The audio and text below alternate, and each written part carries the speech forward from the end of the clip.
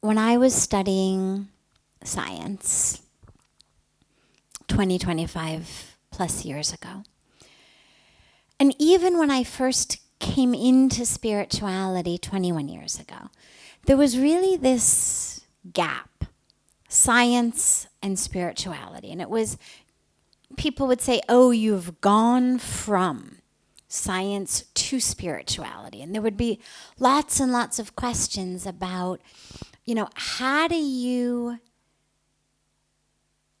choose which way to see the world? How do you know what to believe? Is it science or is it spirituality?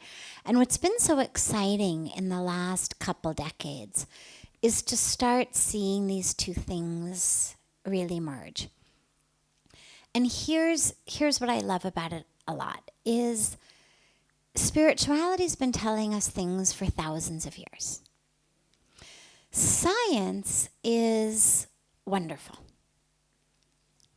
Every single thing we have here, ranging from, my thermal underwear that's keeping me warm, and, how the dual layers, they can put them together to make sure that I stay warm, to how the microphone works, to how the camera works, to how the lights work, to how every one of us got here.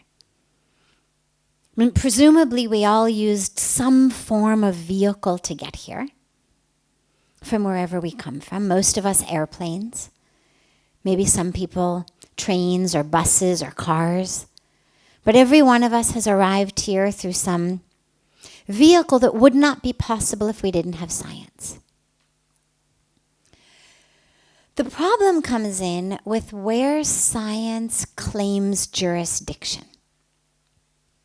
So science is able to give us truth, and I'm a proponent of science. I really love science. But its jurisdiction is limited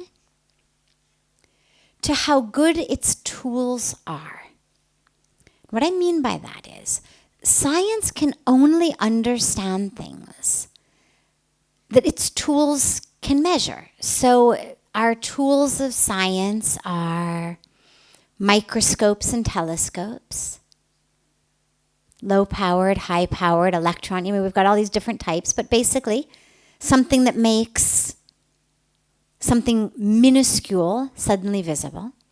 Telescopes that bring something far away into our vision.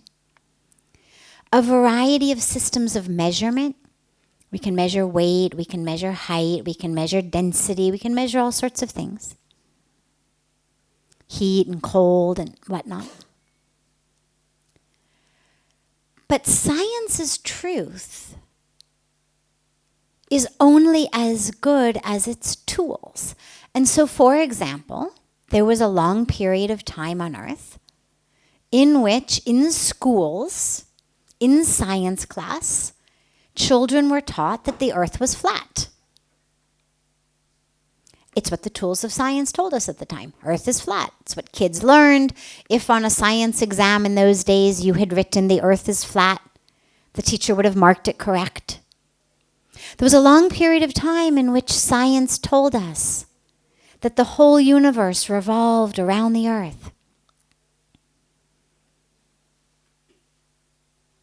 Then we got better telescopes. And we learned, actually no. Now, the truth didn't change, but that which science teaches us, that which is published in science books, changes. And it changes based on the tools that science has. So our telescopes were lousy. We thought the Earth was flat and that everything revolved around us. Telescopes get better. We develop actually even machines that can go into outer space and look back on the Earth. Suddenly our truth changes. Well, the Earth hasn't changed. The shape of the Earth hasn't changed. The way the universe rotates hasn't changed. But the truth of science has changed. Something that was true a few hundred years ago is no longer true. Now, I don't say that to blame science or criticize science. As I said, I'm a staunch advocate of science, but only to clarify where science's jurisdiction over truth ends. And it ends where the limits of its tools begin. Now, spirituality has used a different tool.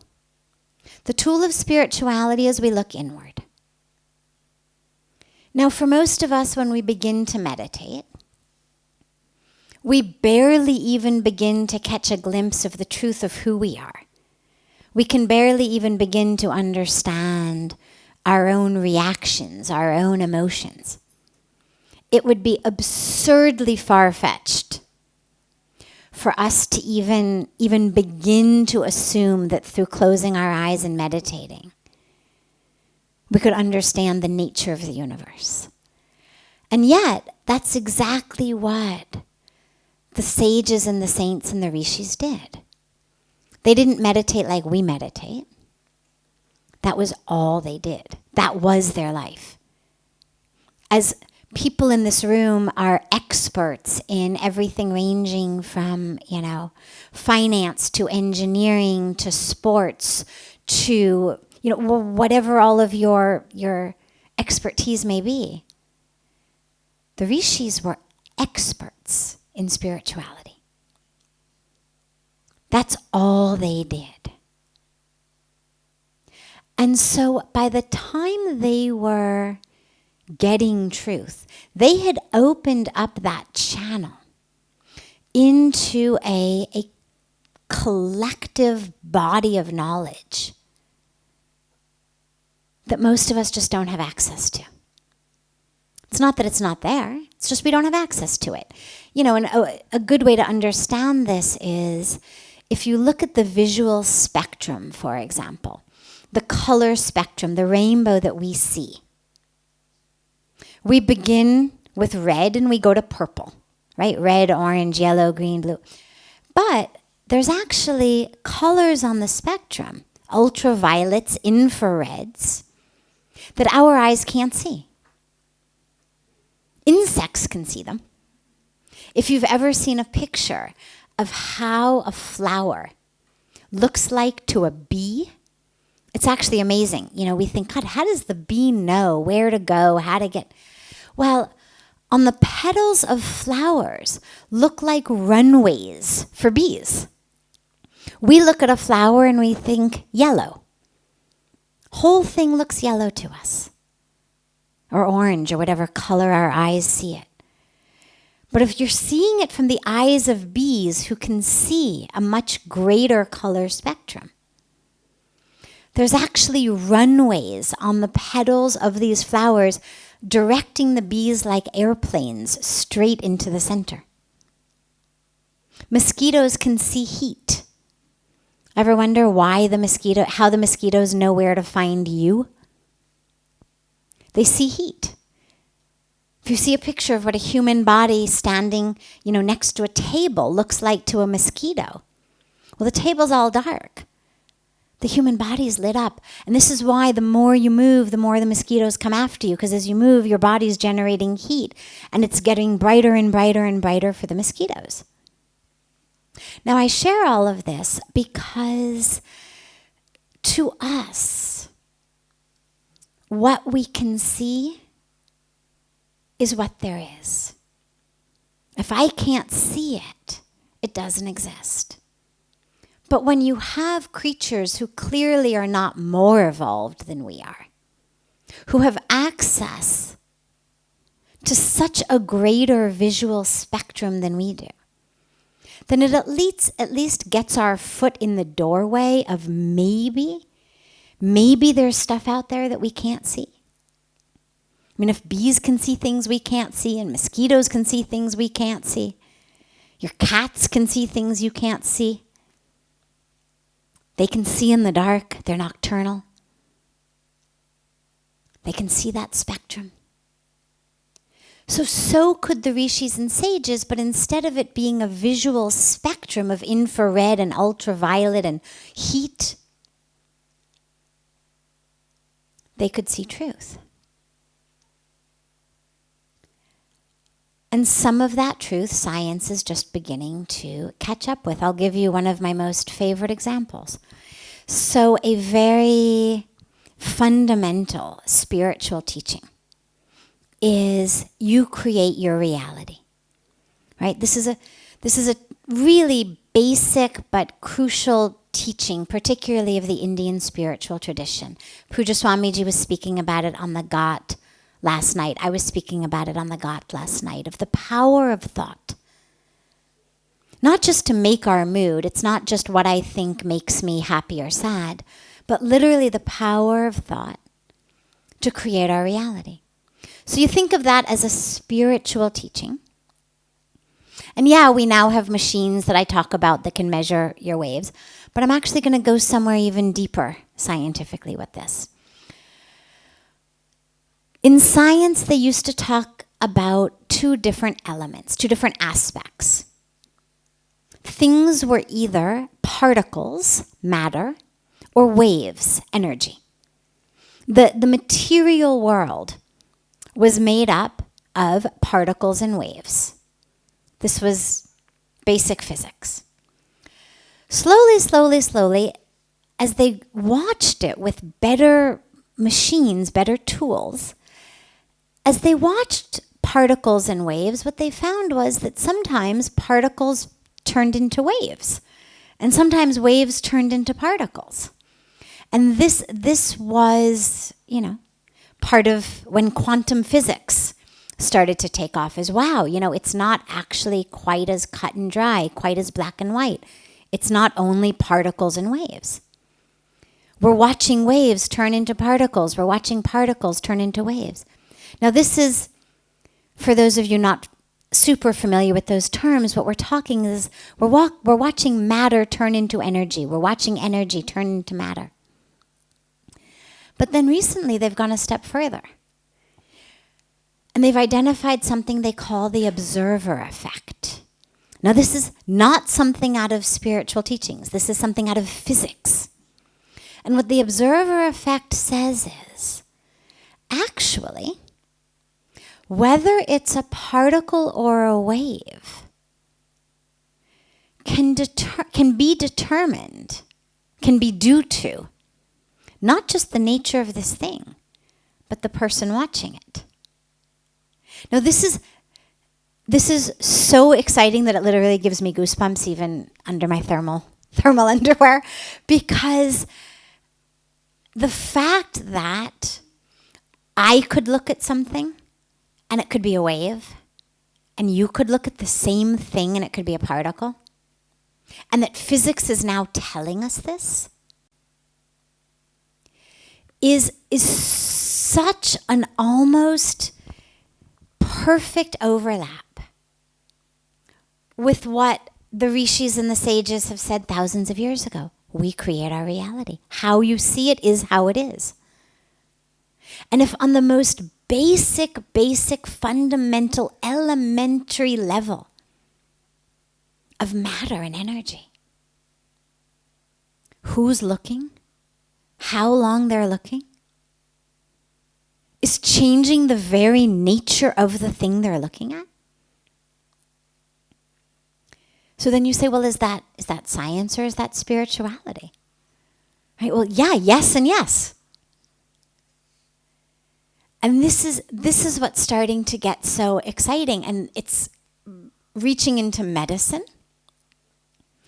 We're now in 2018. So 10 years ago, when I finally finished my PhD, I did my dissertation on the role of what we think, how we feel, what we believe on our immune systems.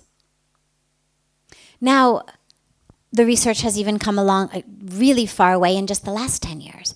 But if you go back 10, 15, 20 years before that, that was absurd.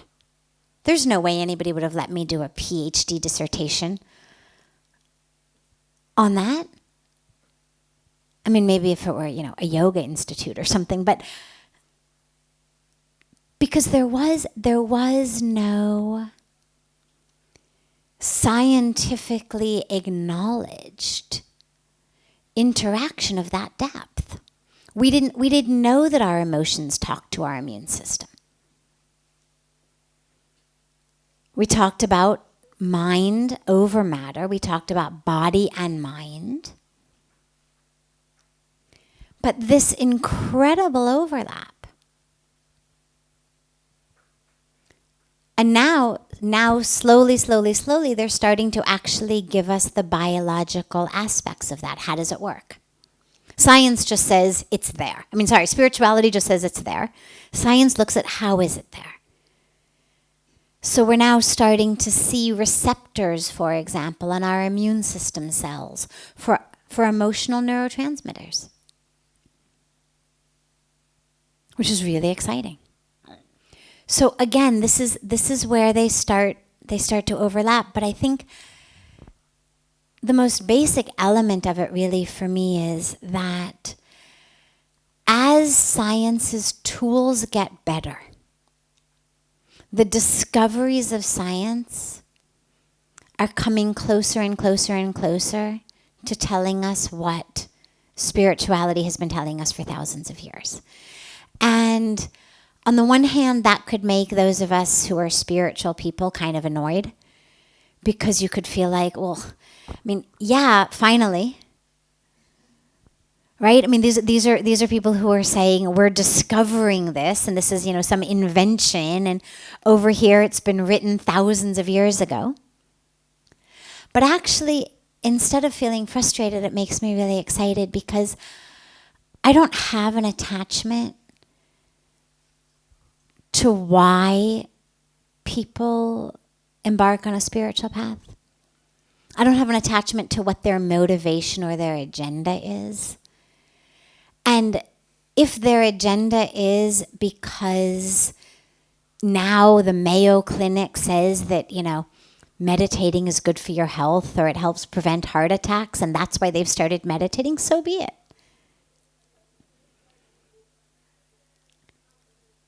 There's no scripture that I've heard of that says, you're a better person if you start meditating because you're looking for enlightenment than if you start meditating to prevent a heart attack.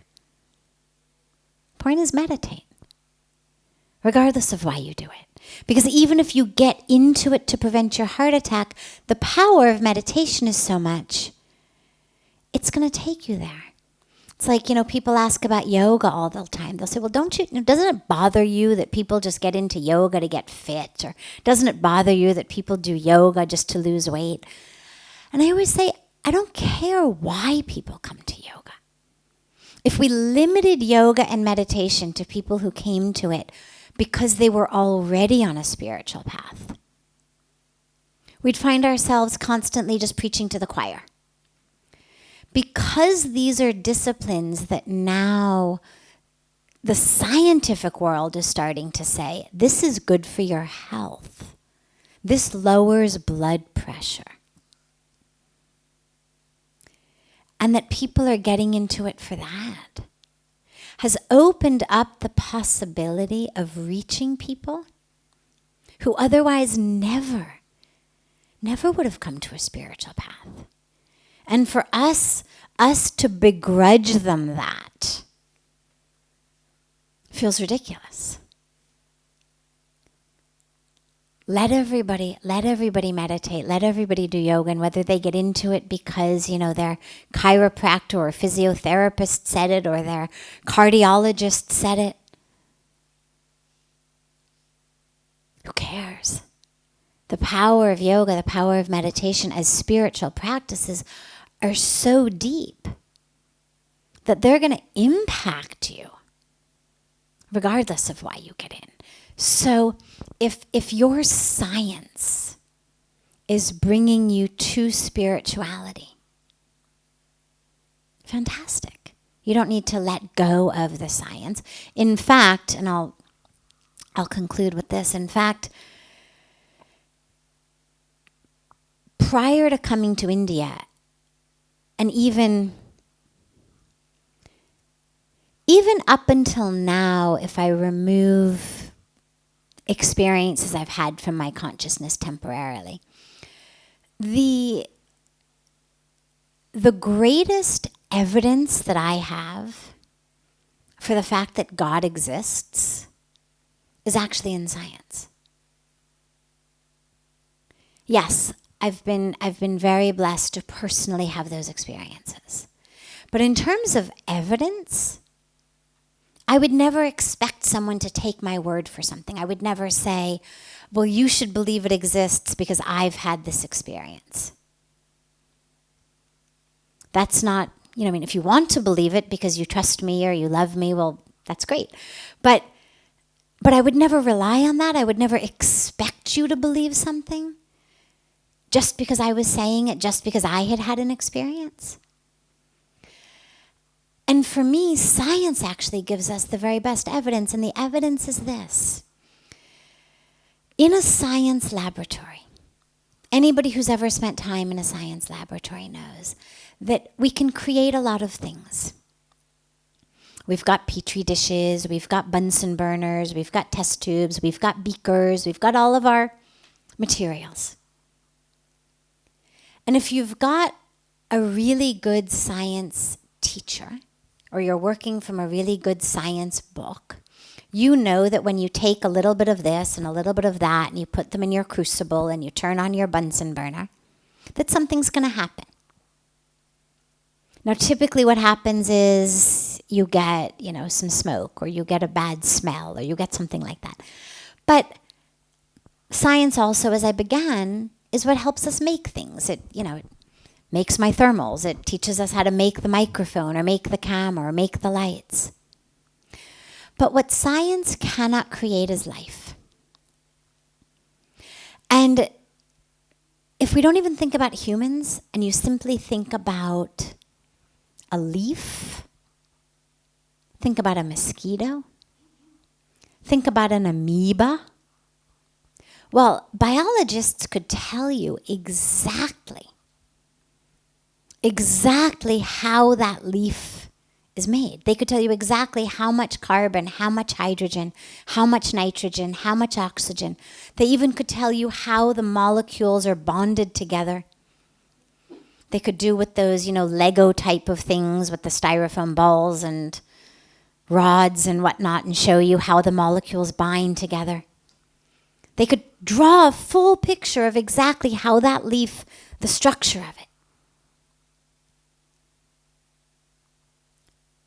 But you can't create life in a petri dish, even knowing everything.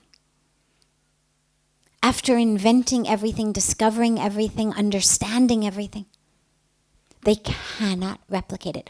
The very best that we've ever been able to do at the highest level of this biological science is cloning.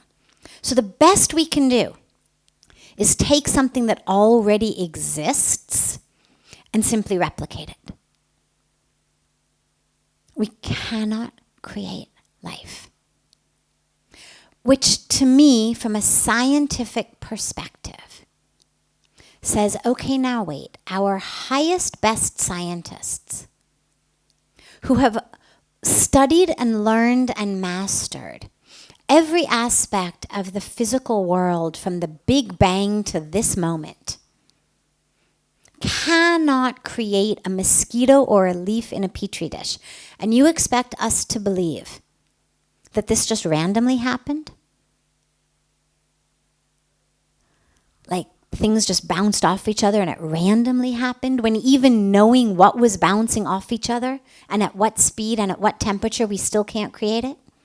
In any of the best laboratories in the world? With any of our Nobel Prize winning scientists in the world? Not even once? Not even a spark of life that died 24 hours later?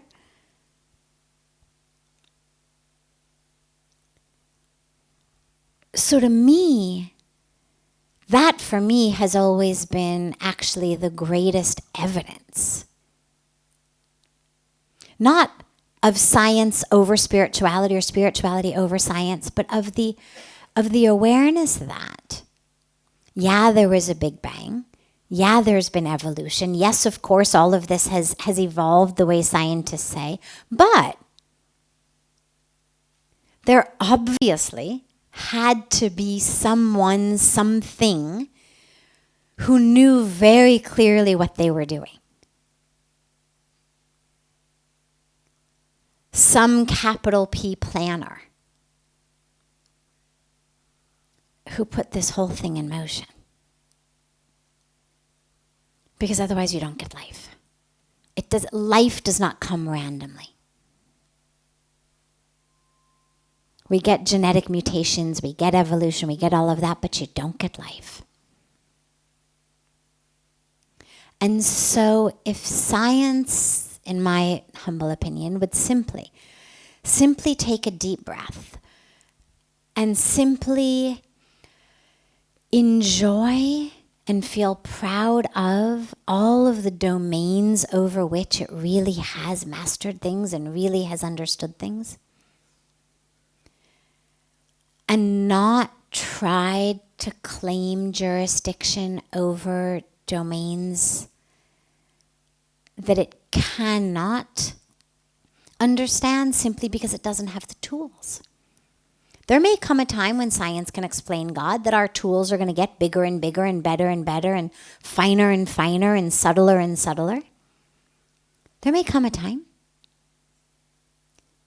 But for science to claim jurisdiction over that which its tools haven't yet gotten good enough to see is as ridiculous as when we look back a few hundred years ago at, our scientists almost getting hanged for merely suggesting that everything might not actually revolve around the earth. That actually the earth might not be the center of the universe. I mean, we look back on that and we laugh. But it's such a perfect example of what happens when science refuses to take that deep breath and just kind of lessen its death grip on reality. To say, well, here's what we know with the tools we have now. But we're fully aware of the fact that tomorrow we may end up with better tools and have a completely different take on reality. And then they'd be able, it seems to be able to work more in concert with spirituality, which actually is happening more and more and more as science and spirituality are starting to overlap. They're starting to want to work more. I mean, they're starting to want to put all kinds of, electrodes on the heads of monks who are meditating and see what happens, and, which to me is great, because it means they're recognizing that there's actually a truth there.